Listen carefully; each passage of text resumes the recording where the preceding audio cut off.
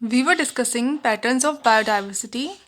So, the first factor that affects biodiversity pattern is latitudinal gradient.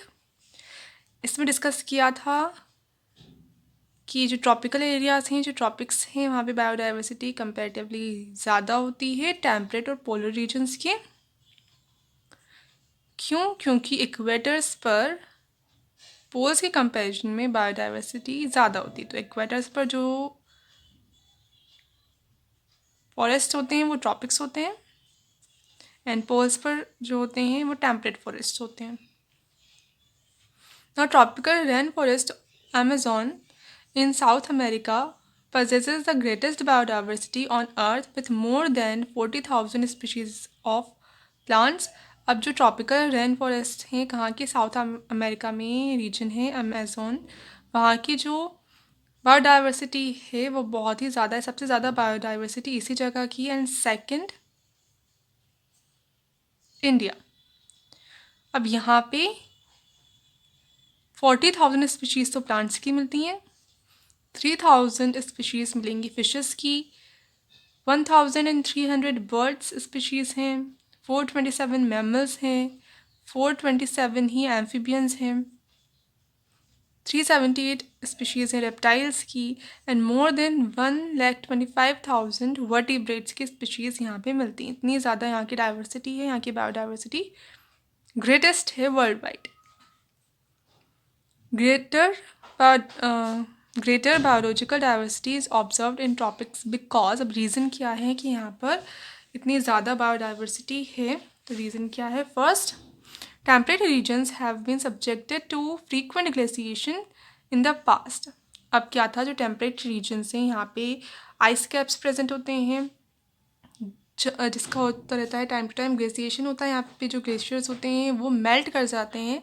तो जैसे ही मान लो एक कोई लैंडस्केप है, लैंड प्रेजेंट है, लैंड पीस प्रेजेंट है, अब मान लो जैसे तैसे किसी स्पीशीज़ ने वहाँ डेवलप होना स्टार्ट किया, वो स्टेबलाइज हुई वहाँ पे, और वैसे ही क्या हो जाए, ग्लेसिएशन हो जाए, जो ग्लेशियर्स हैं वो मेल्ट कर जाएं और वाटर इसको कवर कर ले, तो दोबारा वो सारी जो स्पीशीज़ हैं वो डिस्ट्रॉय हो जाएंगी। फिर अगेन जब यहाँ का जब ठंड आएगी या किसी भी रीज़न से दोबारा ये जो वाटर है ये फ्रीज़ हो जाएगा और दोबारा से ग्लेशियर्स फॉर्म हो जाएंगे, तब दोबारा से फिर उन स्पीशीज़ को अब स्टेबलाइज होने में फिर टाइम लगेगा, उतनी अच्छे से स्टेबलाइज नहीं हो पाएंगी। तो बार बार क्या होता रहता है, ग्लेशिएशन होता रहता है, जिसकी वजह से जो स्पीशीज़ हैं उतनी अच्छे से डेवलप नहीं हो पाती किसी पर्टिकुलर जगह पर टेम्परेट रीजन्स। पर ट्रॉपिकल्स में ग्लेसिएशन नहीं होता है, वहाँ पर जो एनवायरनमेंट होते हैं वो कांस्टेंट होते हैं, ज़्यादा चेंज नहीं आते, अनडिस्टर्ब्ड रहते हैं, जिसकी वजह से जो स्पीशीज़ हैं वो कंटिन्यूसली इवॉल्व होती रहती हैं और स्टेबलाइज हो जाती हैं अच्छे से उस एनवायरनमेंट के लिए। Therefore, tropics had a longer evolutionary time for species diversification. इसकी वजह से उन्हें ज़्यादा टाइम मिला, सिचुएशन कंडीशन उतनी ज़्यादा चेंज नहीं हुई, इतनी ज़्यादा डिस्टर्ब नहीं हुई, जिसकी वजह से उन्हें बहुत अच्छे से टाइम मिल गया कि अलग अलग तरह की जो स्पीशीज़ हैं वहाँ पे डेवलप हो सकें, डाइवर्सिफाई हो सकें, अलग अलग तरह की स्पीशीज़ बन सकें पुरानी स्पीशीज़ से। इसलिए वहाँ की जो बायोडाइवर्सिटी हुई वो इंक्रीज़ हो। Temperate environment, unlike the tropics, are more seasonal, less constant and unpredictable. ऐसे ही जो टेम्परेट एनवायरनमेंट्स होती हैं, टेम्परेट रीजन्स की जो एनवायरनमेंट है वो कंपैरेटिवली ज़्यादा सीजनल होता है, सीजनल चेंजेस बहुत ज़्यादा आता है वहाँ पे, कांस्टेंट नहीं होता इतना, और अनप्रेडिक्टेबल होता है, यानी जो चेंजेस आते हैं वो सडन होते हैं मोस्ट चेंजेस। जबकि जो ट्रॉपिकल रीजन है वो कैसे होते हैं, कांस्टेंट होते हैं कंपैरेटिवली, वो वार्म होते हैं, ह्यूमिड होते हैं, तो ऐसे ही रहते हैं और थ्रू आउट द ईयर बहुत ज़्यादा चेंज वहाँ के एनवायरनमेंट में नहीं आता।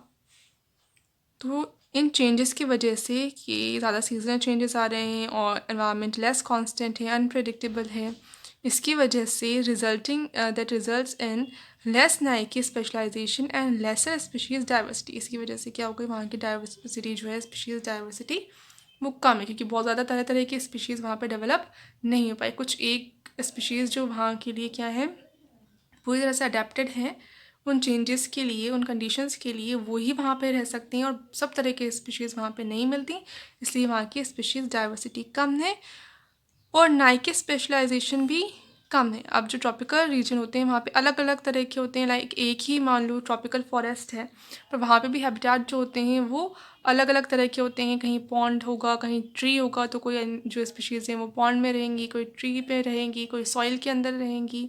जैसे तरह तरह के इन्वायरमेंट होते हैं, हैबिटेट होते हैं उस रीजन के अंदर, ट्रॉपिकल रीजन या ट्रॉपिकल फॉरेस्ट के अंदर।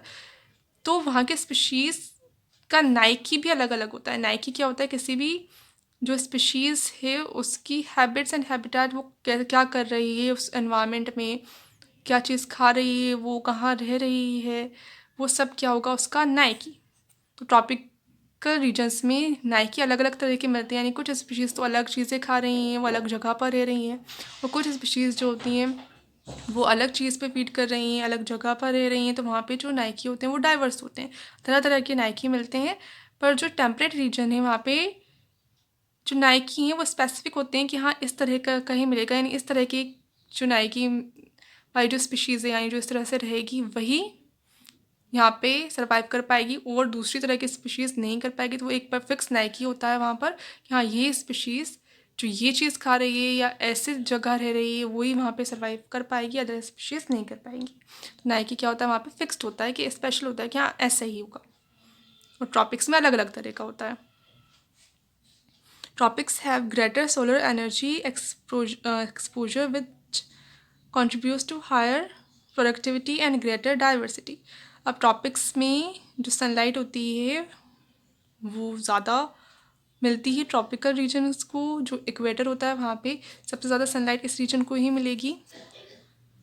इसकी वजह से यहाँ की जो प्रोडक्टिविटी होगी वो ज़्यादा होगी। क्या होते हैं, प्लांट्स होते हैं प्रोड्यूसर्स, तो वो ज़्यादा प्रोड्यूस करेंगे, उनकी प्रोडक्टिविटी इंक्रीज़ हो जाएगी और उनसे ही एनर्जी फिर हायर लेवल्स पर जाएगी, अदर ऑर्गेनिजम्स तक जाएगी, तो उनकी प्रोडक्टिविटी भी इंक्रीज़ हो जाएगी।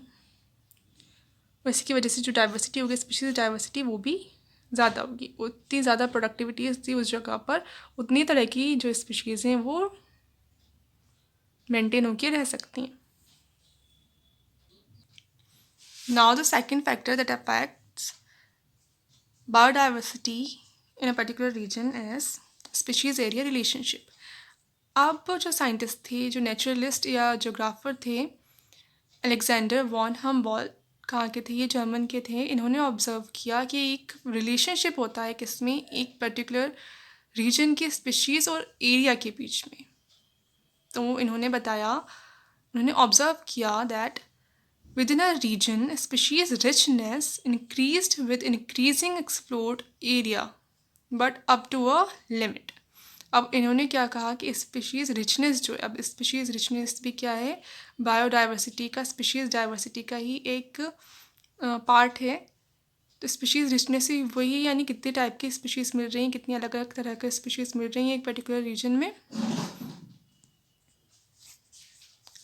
तो इन्होंने कहा कि स्पीशीज़ रिचनेस इंक्रीज़ होगी इंक्रीज्ड एक्सप्लोर्ड एरिया के साथ। अब अपन अज्यूम करें एक कोई भी रीजन है, ये कोई रीजन है, अब इस पर कोई स्पीशीज़ स्टार्टिंग में रहना स्टार्ट करेगी तो वो एक पर्टिकुलर फिक्स्ड एरिया तक ही लिमिटेड होगी। कोई आई यहाँ पर स्पीशीज़ डेवलप हुई, वो यहाँ पे रहना स्टार्ट करेगी, तो पहले मान लो वो यहीं तक है, यहीं तक लिमिटेड है, वो यहीं के रिसोर्सेज को यूज़ में यूटिलाइज़ कर रही है। अब ये स्पीशीज़ जैसे जैसे एक्सप्लोर करना स्टार्ट करेगी इस पूरे रीजन को, अभी तो फिक्स इस एरिया में है, अब ये एक्सप्लोर करना स्टार्ट करेगी पूरे रीजन को। अब जैसे जैसे ये एक्सप्लोर करती जाएगी, मान लो उसने इस पार्ट को भी एक्सप्लोर कर लिया, तो यहाँ पे जो रिसोर्सेज हैं उसको यूटिलाइज़ कर लेगी वो, और यहाँ पे भी एक्सपेंड हो जाएगी, स्पीशीज़ के मेम्बर स्पीशीज़ यहाँ पे भी फैल जाएंगी और स्पीशीज़ डाइवर्सिटी इंक्रीज़ हो जाएगी, नई नई तरह की और स्पीशीज़ डेवलप हो जाएंगी क्योंकि रिसोर्सेज इंक्रीज़ हो रहे हैं। ऐसे ही जैसे जैसे और बढ़ता जाएगा ये जो एक्सप्लोर्ड एरिया, मान लो स्पीशीज़ कहाँ चले गए, इस एरिया में भी चली गई, यहाँ पे भी उन्होंने ऑब्जर्व किया, यहाँ के रिसोर्सेज को भी यूज़ मिल गया, तो यहाँ पे भी नई स्पीशीज़ डेवलप हो जाएंगी। फिर यहाँ की स्पीशीज़ डाइवर्सिटी, स्पीशीज़ रिचनेस भी क्या होगी, इंक्रीज़ हो जाएगी। तो जैसे जैसे इन जो एक्सप्लोर्ड एरिया है वो इंक्रीज़ होता जाता है, वैसे वैसे स्पीशीज़ रिचनेस भी इंक्रीज़ हो जाती है। जैसे मान लो पहले यहाँ पे 5 टाइप की स्पीशीज़ मिल रही थी, तो एक्सप्लोर्ड एरिया इंक्रीज़ होगा तो ये नंबर भी इंक्रीज हो जाएगा एक्सपोनेंशियल फॉर्म में, और फिर अगेन ये इंक्रीज हो जाएगा एक्सपोनेंशियल फॉर्म में, इंक्रीज होता जाएगा। 5 है, 5 का 25 हो जाए, एज्यूम करो, फिर 625 हो जाए, ऐसे एक्सपोनेंशियल फॉर्म में ये इंक्रीज होता जाता है। तो हम बोर्ड ने कहा विद इन ए रीजन, एक पर्टिकुलर रीजन में स्पीशीज रिचनेस इंक्रीज होगी विद इंक्रीज्ड एक्सपोर्ट एरिया, कि स्पीशीज जो रिचनेस है, जितनी टाइप की स्पीशीज मिल रही हैं वो इंक्रीज होता जाएगा एक्सप्लोर्ड एरिया की बढ़ने के साथ साथ, but up to a limit, पर एक पर्टिकुलर लिमिट में, क्योंकि वो रीजन है वो फिक्स्ड रीजन है, उसमें उतने ही रिसोर्सेज होंगे, तो एक लिमिट के बाद फिर जो स्पीशीज रिचनेस है वो नहीं बढ़ेगी। जब सारे ही रिसोर्सेज यूज़ में आने लगेंगे तब और नई तरह की फिर स्पीशीज़ वहाँ पर डेवलप नहीं हो पाएंगी, और फिर एक सर्टन लेवल पे वो स्पीशीज जो रिचनेस है उतनी ही बनी रहेगी और ज़्यादा इंक्रीज नहीं होगी। तो ये है स्पीशीज एरिया रिलेशनशिप, किसने दिया? अलेक्जेंडर वॉन हम्बोल्ट ने। अब इसके लिए इन्होंने एक फॉर्मूला दिया इसको शो करने के लिए, तो इसको क्या कह रहे हैं अपन, स्पीशीज रिचनेस जो है, तो स्पीशीज रिचनेस क्या है? एस, और एरिया है एक्सप्लोर्ड एरिया ए। तो स्पीशीज रिचनेस इंक्रीज हो रही है विद इंक्रीज्ड एक्सप्लोर्ड एरिया, ये दोनों क्या होंगे, एक दूसरे की डायरेक्टली प्रोपोर्शनल होंगी। तो ये फॉर्म होगा S is directly proportional to A. अब जब इन दोनों की इक्वल करते हैं, किसी भी जो भी चीज़ें दो अगर डायरेक्टली प्रोपोर्शनल है और दोनों को इक्वल करना होता है तो कांस्टेंट यूज़ करते हैं, आता है मैथ्स में। तो एस को इक्वल करना है ए के, तो यूज़ करेंगे कांस्टेंट सी। अब ये जो इसकी इक्वली डायरेक्टली प्रोपोर्शनल है, इसके एक्सपोनेंट की एक्सपोनेंशियल फॉर्म में होगा, तो ये एक्सपोनेंट भी शो करेंगे यहाँ पे। तो ये एक्सपोनेंट है इसका z, तो ये इक्वेशन फॉर्म हो जाएगी S is equal to C A power z। अब इसका अगर log लें तो log कैसा आएगा, log s is equal to log c then plus z इसका एक्सपोनेंट देन log a। ये फॉर्मूला मिलेगा अगर क्या लें अपन, इस इक्वेशन का log लें तो ये फॉर्मूला शो करता है किसको, स्पीशीज एरिया रिलेशनशिप को। अब इसमें अपन देखें क्या क्या है, तो एस तो क्या है, स्पीशीज रिचनेस, ए है एरिया एक्सप्लोर्ड एरिया, सी लिया था अपन ने कांस्टेंट, अभी कांस्टेंट है क्या, वाई इंटरसेप्ट, अभी ग्राफ में शो होगा, एंड जेड जो है जो एक्सपोनेंट है वो है स्लोप ऑफ द लाइन, या फिर इसको कहते हैं रिग्रेशन कांस्टेंट कोएफिशिएंट। अब अगर अपन ग्राफ देखें, ग्राफ में अपन ग्राफ फॉर्म करेंगे किसके बीच में, ये स्पीशीज रिचनेस के एंड एक्सप्लोर्ड एरिया के बीच में। तो पहले ये वाला देखो, अब क्या कहा कि जैसे जैसे एरिया एक्सप्लोर्ड एरिया इंक्रीज होता जाएगा तो स्पीशीज रिचनेस भी इंक्रीज होती जाएगी। तो जैसे जैसे ये इंक्रीज हो रहा है वैसे वैसे स्पीशीज रिचनेस भी क्या हो रही है, इंक्रीज हो रही है। अब क्या कहा उन्होंने कि up to a certain limit, एक सर्टन लिमिट तक ही होगी, उसकी बात नहीं होगी। तो ऐसा नहीं है ये इंक्रीज होती ही जाएगी, इंक्रीज होती ही नहीं जाएगी, एक लिमिट पे आके ये क्या हो जाएगी, कांस्टेंट हो जाएगी। ये एक लिमिट पे आके क्या हो गई, कांस्टेंट हो गई। तो जो ग्राफ फॉर्म होगा स्पीशीज रिचनेस एंड एरिया के बीच में, वो ग्राफ क्या होगा, ये कैसा ग्राफ है, ये है रेक्टेंगुलर हाइपरबोला।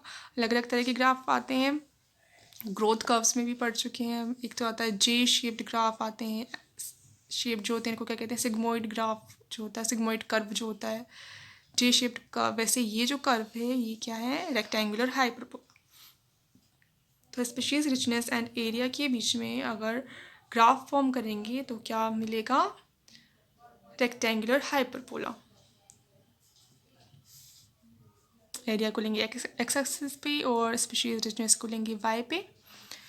अब अगर अपन किसके बीच में फॉर्म करें, इस लोग की, इस फॉर्मूला के अकॉर्डिंग ग्राफ फॉर्म करें, तो इस फॉर्मूला के अकॉर्डिंग अगर देखें तो अपन इसको ले रहे हैं एक्स एक्सिस पर, ये ले रहे हैं वाई एक्सिस पर, ये है कांस्टेंट सी और ये ले लिया एक्सपोनेंट जो है एम।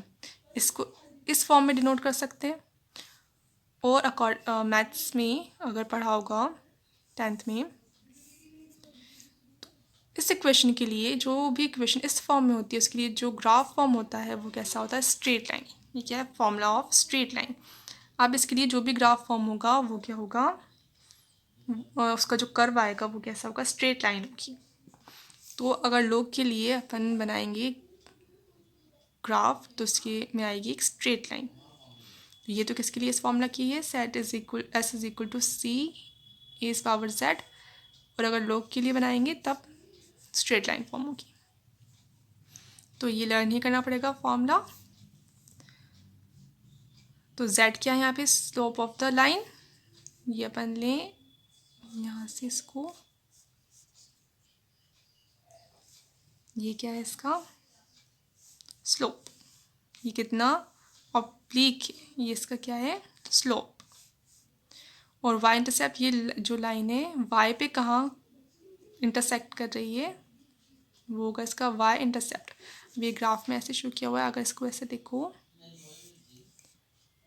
ऐसे बनाएं, अब ये वाई पे कहाँ इंटरसेक्ट कर रही है इस पॉइंट पर, तो ये जो है ये इसका वाई इंटरसेप्ट, यानी क्या है ये सी है। और ये लें ऐसे एक्स के पैरेलल, तो ये क्या होगा इसका स्लोप होगा जेड। ठीक है, तो ये सी वाई इंटरसेप्ट, ये इसका स्लोप जेड, ये एंगल जो है ये।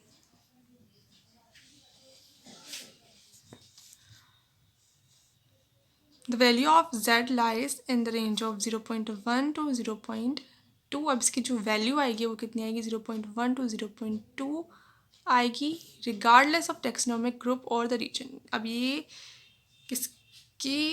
किस पर बेस्ड नहीं होगा, ये टेक्सोनोमिक ग्रुप यानी किस ग्रुप की स्टडी अपन कर रहे हैं या किस रीजन की स्टडी कर रहे हैं उस पर डिपेंड नहीं करता। ये कितनी आती है इसकी वैल्यू, नॉर्मली जनरली 0.1 टू 0.2 ही आती है जेड की वैल्यू। पर फिर भी क्या होगा, however the analysis in a very large area like the whole continent gives a z value that ranges from 0.6 to 1.2। अगर अपन बहुत ही बड़े एरिया की अगर बात कर रहे हैं, लाइक पूरे कॉन्टिनेंट की ही अगर बात कर ली, तब जो z है उसकी वैल्यू होगी फिर 0.6 टू 1.2। तो यहाँ पे इतना कुछ देखने की ज़रूरत नहीं है, क्या है इसमें, बस मीन कि स्पीशीज़ एरिया जो रिलेशनशिप है वो अफेक्ट करती है किसको, बायोडाइवर्सिटी को। किसने बताया था ये सबसे पहले, अलेक्जेंडर वॉन हम्बोल्ट ने बताया था। क्या ऑब्जर्व किया उन्होंने कि जैसे जैसे एक्सप्लोर्ड एरिया इंक्रीज होता जाएगा, जैसे जैसे स्पीशीज़ नए एरिया को किसी एक फिक्स्ड रीजन में एक्सप्लोर करती जाएगी, वैसे वैसे स्पीशीज़ डाइवर्सिटी इंक्रीज होती जाएगी। और स्पीशीज़ रिचनेस एंड एरिया के बीच में अगर ग्राफ ड्रॉ करेंगे तो फॉर्म होगा रेक्टेंगुलर हाइपरबोला किस इक्वेशन के लिए, z is equal to C A power Z. और इन्होंने इक्वेशन दी, फिर इसका लोग लेके, तो ये इक्वेशन लर्न करनी पड़ेगी। अब इसके लिए अगर ग्राफ ड्रॉ करेंगे तो आएगी एक स्ट्रेट लाइन। एस कहाँ है, क्या है यहाँ पे स्पीशीज़ रिचनेस, ए है एक्सप्लोर्ड एरिया, सी कांस्टेंट जो इक्वल करने के लिए ए एस एंड ए को लिया था वो, एंड जेड है एक्सपोनेंट।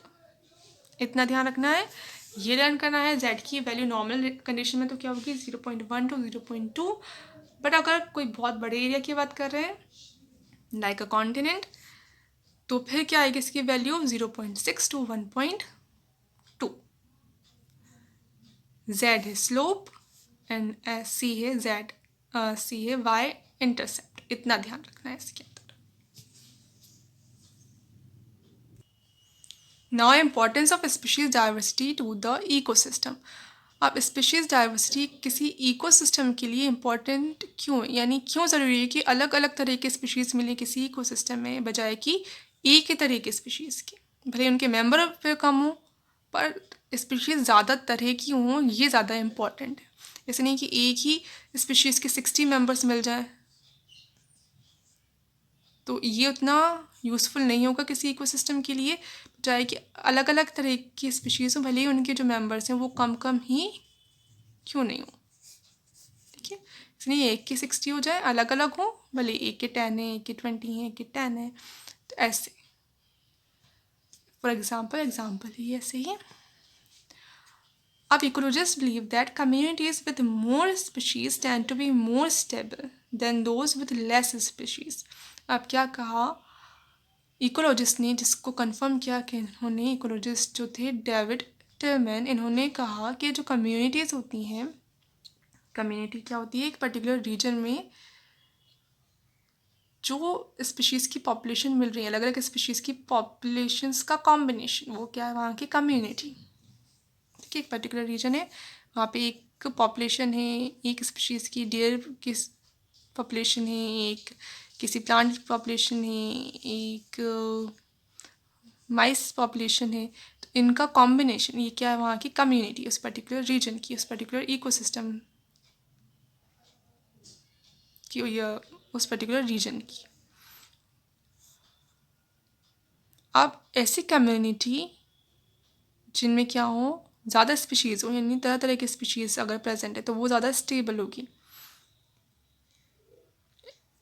किसके कंपैरिजन में, कि ऐसी कम्युनिटी जहाँ पे क्या है, कुछ तरह की स्पीशीज़ है। मान लो एक कम्युनिटी है जिसमें 4 स्पीशीज़ हैं, एक कम्युनिटी है जिसमें 2 ही स्पीशीज़ हैं। फॉर एग्जांपल ले रहे हैं बस ये।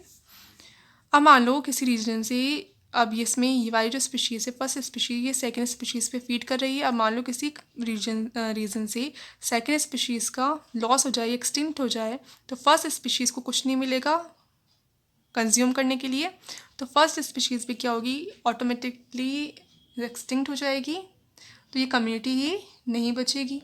पर यहाँ पे कितनी है, 4 स्पीशीज़ हैं। मान लो ये जो है फर्स्ट स्पीशीज़ ये फीड कर रही है सेकंड पे एंड थर्ड पे, थर्ड को भी कंज्यूम कर सकती है।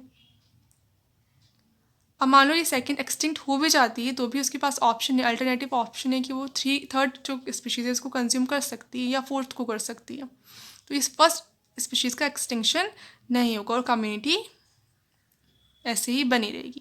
जिस कम्युनिटी में जितनी ज़्यादा स्पीशीज़ प्रेजेंट होंगी उतनी ही अल्टरनेटिव ऑप्शंस होंगे उनके पास, और उतनी ही वो कम्युनिटी क्या हो जाएगी, स्टेबल हो जाएगी। बजाय कि ऐसी कम्युनिटी की जिसके पास उतने ऑप्शंस नहीं है फीडिंग की या किसी भी अलग किसी भी चीज़ के लिए। Characteristics of stable community. अब कोई मान लो कम्युनिटी है, स्टेबल है, उसकी क्या कैरेक्टरिस्टिक्स हो सकते हैं, अपन कैसे कह सकते हैं कि हाँ ये कम्युनिटी क्या है, स्टेबल है। Productivity should not very too much from year two year. अगर कोई स्टेबल कम्युनिटी होती है तो उसकी प्रोडक्टिविटी भी क्या होती है, कांस्टेंट हो जाती है, वो उतनी ही रहती है ईयर टू ईयर, वो चेंज नहीं होती। अब मान लो कोई कम्युनिटी है, उसकी प्रोडक्टिविटी चेंज हो रही है, मान लो किसी ईयर में तो वो बहुत ज़्यादा प्रोडक्टिव है और किसी नेक्स्ट ईयर वो बहुत कम प्रोडक्टिव होगी, तो अपन कहेंगे कि वो कम्युनिटी स्टेबल नहीं है। तो कम्युनिटी स्टेबल कब कही जाएगी, जब बाकी प्रोडक्टिविटी क्या होगी, स्टेबल होगी, कांस्टेंट होगी। It should be resistant to occasional natural and man made disturbance. अब ये क्या होनी चाहिए, रेजिस्ट होनी चाहिए, रेजिस्टेंट होनी चाहिए। अब जो नेचर है, नेचर में ओकेजनली क्या आते हैं, चेंजेस आते जाते हैं। अब वो चेंजेस कैसे हो सकते हैं, नेचुरल भी हो सकते हैं या फिर मैन मेड भी हो सकते हैं।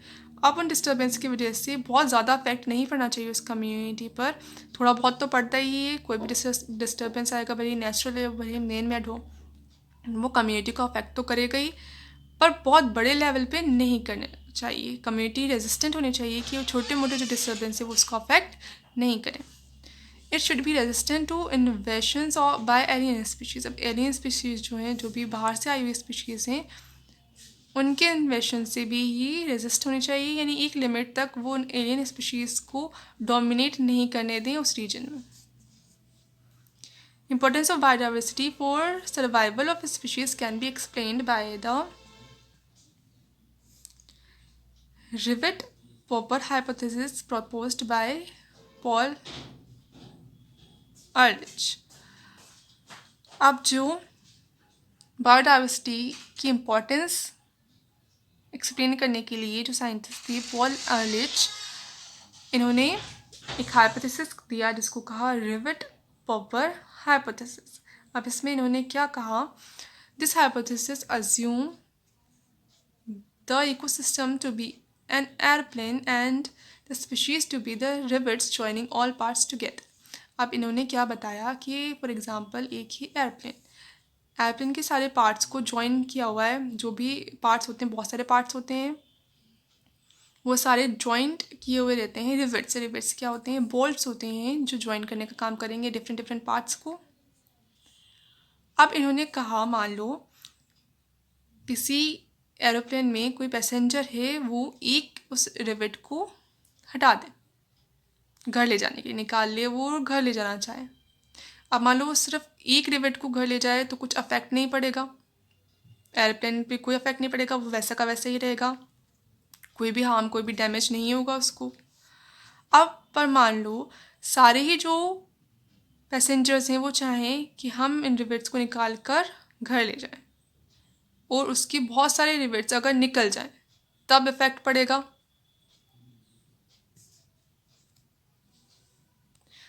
तब फिर जो एयरप्लेन है वो अच्छे से फंक्शन नहीं कर पाएगा, डैमेज हो जाएगा। वैसे ही उन्होंने कहा कि जैसे कोई रीजन है उसमें कोई स्पीशीज़ है, स्पीशीज़ डाइवर्सिटी है, मान लो ये ए स्पीशीज़ है, ये बी स्पीशीज़ है, ये सी स्पीशीज़ है, डी स्पीशीज़ है। अब इसमें मान लो एक स्पीशीज़ एक्सटिंक्ट हो भी जाती है तो भी इस इकोसिस्टम पे उतना अफेक्ट नहीं पड़ेगा, पड़ता तो है इफेक्ट, उतना अफेक्ट नहीं पड़ेगा क्योंकि अल्टरनेटिव ऑप्शंस मिल जाएंगे अगर बायोडाइवर्सिटी ज़्यादा होगी तो। पर अगर मान लो जैसे जैसे स्पीशीज़ ये भी एक्सटिंक्ट हो गई, स्पीशीज़ सी भी एक्सटिंक्ट हो गई, डी भी एक्सटिंक्ट हो गई, तब क्या होगा, ये इकोसिस्टम वीक हो जाएगा और अच्छे से फंक्शन नहीं कर पाएगा। इसलिए क्या ज़रूरी है कि इकोसिस्टम की बायोडाइवर्सिटी ज़्यादा हो, कि मान लो 1 2 3 स्पीशीज़ भी अगर क्या हो जाए वहाँ से एक्सटिंक्ट हो जाए तो भी वहाँ पे और स्पीशीज़ प्रेजेंट हों जिसकी वजह से वो जो इकोसिस्टम है वो ऐसा कैसा ही बना रहे, उस पर हार्मफुल इफेक्ट नहीं पड़े। तो बायोडाइवर्सिटी की स्पीशीज़ रिचनेस की इम्पोर्टेंस को बताने के लिए पॉल एलिच ने दिया था हाइपोथेसिस रिवेट पॉपर हाइपोथेसिस, यानी एक रिवेट को अपन पॉप आउट भी कर दें, निकाल भी दें तो इकोसिस्टम पे उतना अफेक्ट नहीं पड़ेगा, पर अगर सारी को ही निकाल देंगे तब इफेक्ट पड़ेगा। तो बायोडाइवर्सिटी इम्पॉर्टेंट होती है, एक चली जाए तो भले ही उतना फर्क नहीं पड़ेगा, पर ज़्यादा अगर स्पीशीज चली जाए और बायोडाइवर्सिटी अगर बहुत कम हो जाए तो उस इकोसिस्टम के लिए वो हार्मफुल होगा। Now loss of biodiversity, it is caused by over population, urbanization and industrialization. अब बायोडाइवर्सिटी लॉस जो है वो किस किस वजह से होता है, बायोडाइवर्सिटी लॉस यानी बायोडाइवर्सिटी जो है स्पीशीज़ रिचनेस ही मेन अपन लेते हैं फैक्टर बायोडाइवर्सिटी में, यानी स्पीशीज़ कम होती जा रही हैं धीरे धीरे। तरह पहले तो बहुत टाइप की स्पीशीज़ मिलती थी किसी रीजन में, अब बहुत कम तरह की स्पीशीज़ मिल रही हैं, यानी उस रीजन की बायोडाइवर्सिटी क्या हो गई, बहुत कम हो गई है। इसके क्या रीज़न है, एक तो ओवर पॉपुलेशन, जो ह्यूमन पॉपुलेशन है वो इंक्रीज़ होती जा रही है और वो अपनी ज़रूरत के अकॉर्डिंग जो स्पीशीज़ ज़्यादा यूज़ में आ रही है उसको ओवर एक्सप्लॉइट करती जा रही है, जिसकी वजह से वो जो स्पीशीज़ है वो एक्सटिंक्ट होने लगी हैं और इसकी वजह से बायोडाइवर्सिटी कम होती जा रही है। अर्बनाइजेशन, लोग ज़्यादा से ज़्यादा अर्बन रीजन्स में रहना चाह रहे हैं, फिर वहाँ पे उनकी जो नीड्स हैं उनको फुलफ़िल करने के लिए भी जो स्पीशीज़ हैं उनको ओवर एक्सप्लॉइट करते हैं। इंडस्ट्रियलाइजेशन, इसकी वजह से भी फॉरेस्ट को रिमूव कर रहे हैं इंडस्ट्रीज़ बनाने के लिए, इस वजह से भी बायोडाइवर्सिटी कम होती जा रही है। The colonization of tropical Pacific islands by humans has led to extinction of more than 2000 species of native birds। अब जो ट्रॉपिकल पैसिफिक आइलैंड्स हैं जहाँ पे पहले ह्यूमंस नहीं रहते थे, वहाँ पे पहले बहुत सारी बर्ड स्पीशीज़ मिलती थी, पर जैसे ही कॉलोनाइजेशन हो गया वहाँ पे ह्यूमंस जाके रहने लगे, वैसे ही वहाँ पर more than 2000 species native birds की जो उसी जगह पर मिलती थी वो अब एक्सटिंक्ट हो गई। 15,500 species are facing the threat of extinction world. अब पूरे वर्ल्ड की बात करें आज तो एक्सटिंक्शन का खतरा कितनी स्पीशीज़ को है, 15,500 स्पीशीज़ अभी ऐसी हैं जो ऑलमोस्ट एक्सटिंक्ट होने ही वाली हैं। At present 31% of gymnosperm, 32% of amphibians, 12% of bird species and 23% of mammals face the threat of extinction. अब इसमें कौन कौन सी हैं, इतनी सारी स्पीशीज़ हैं, इनमें किसका कितना परसेंट है, तो 31% तो जिम्नोस्पर्म्स हैं, 32% एम्फीबियंस हैं, 12% बर्ड्स हैं, 23% मैमल्स हैं जो क्या कर रहे हैं, एक्सटिंक्शन के थ्रेट को फेस कर रहे हैं। सम रिसेंटली एक्सटिंक्ट स्पीशीज़ आर, अब जो रिसेंटली एक्सटिंक्ट हुई हैं अभी हाल ही में वो हैं डोडो जो हुआ है मॉरिशस से एक्सटिंक्ट बर्ड था, क्वागा अफ्रीका से हुआ है, थालीसिन ऑस्ट्रेलिया से हुआ है, स्टेलर सी काओ रशिया से हुई है, 3 tiger species Bali, Java and Caspian से हुई हैं। ये सारी क्या हुई हैं, अब एक्सटिंक्ट हो चुकी हैं। अब ये यहाँ पर इन जगहों पे जहाँ ये पहले मिलती थी अब नहीं मिलती। Loss of biodiversity in a region में लीड टू, अब किसी जगह पे मान लो बायोडाइवर्सिटी कम हो जाए तो उसकी वजह से क्या होगा, decrease in plant production.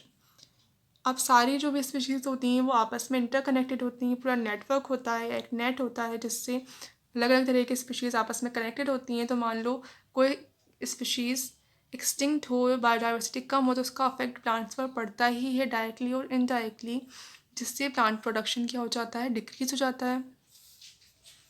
Less resistance to environmental disturbance such as drought, और वो फिर जो रह जाती हैं स्पीशीज़ वो, या पूरा इकोसिस्टम जो है वो, जो डिज़ास्टर्स होते हैं नेचुरल, उनसे रेजिस्ट नहीं कर पाता। Increased variability in ecosystem possess processes like plant productivity, water use, pest and disease cycles। Ecosystem क्या होता है फिर, इसकी वेरिएबिलिटी इंक्रीज हो जाती है प्रोसेस के लिए, जैसे प्लांट प्रोडक्टिविटी है, वाटर यूज़ है, पेस्ट है, डिजीज साइकिल है।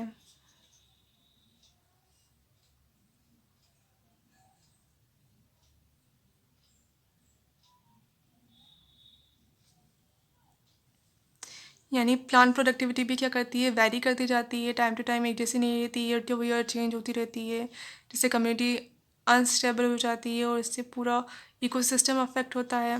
वाटर यूज़ भी अफेक्ट होता है, वाटर भी कभी कम्युनिटी ज़्यादा वाटर यूज़ कर रही है, कभी कम वाटर यूज़ कर रही है। तो ये सारी जो भी कंडीशंस हैं वो भी वेरी करती जाती हैं लॉस ऑफ बायोडाइवर्सिटी की वजह से।